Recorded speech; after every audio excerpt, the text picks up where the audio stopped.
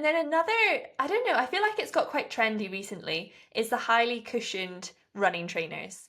And personally, I do love a highly cushioned trainer. It saves my knees, I can run on tarmac and it's fine. But if you think like biologically, like when we were created, we ran in bare feet. We did everything in bare feet. We didn't have shoes. Maybe then they had like thin shoes eventually, but and then you have these barefoot shoes as well with the toes, which I'm not sure.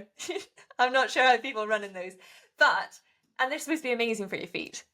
So then, what is Mhm. it? As like, is it actually good or is it not? Or talk me through. I feel like I'm distressed about it. Yeah.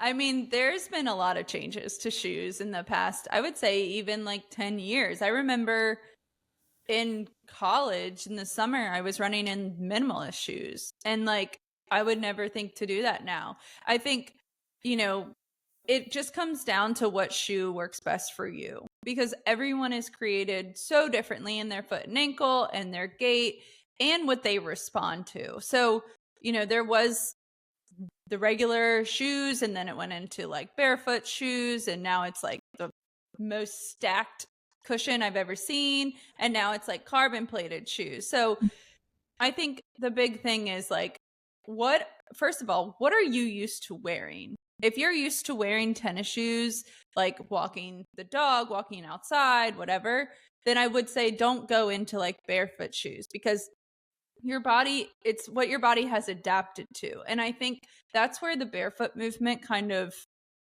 dissolved because people realize like, you know, that book Born to Run. Have you read that book? Yeah.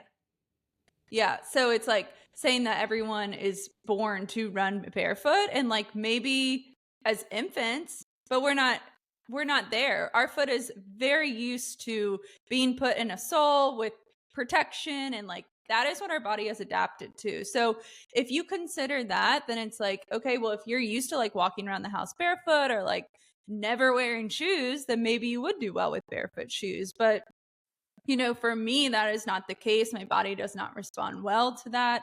It completely changes my form, which isn't necessarily a bad thing or a good thing. It just feels very unnatural for me.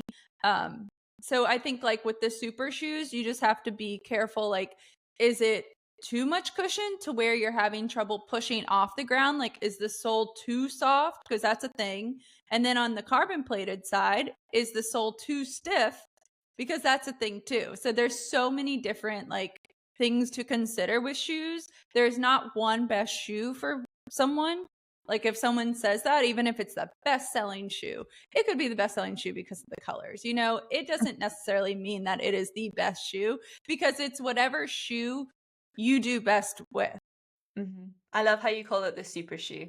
I quite like that. Yeah, You the gotta borrow super them. shoe. I have a couple super shoes and like that is what I'm used to. I'm used to a certain heel drop for my long runs, for my speed workouts. Like I know what my routine is and what my body responds best to, as in like how do I feel during the run? I know I do well with a wide toe box. I know that my carbon plated shoes are a waste of money because they're too skinny and my foot needs to spread out and the shoelace comes untied, which is all the time, which is insane for a $300 shoe. So it's like you have to know what works best for you. And like just because someone else is running in these carbon plated shoes, they were able to take 30 seconds off of their race time or mile time, whatever. It doesn't mean that it is the best one for you. Yeah, for sure. But it does sound quite cool being like, I'm running in carbon plated shoes.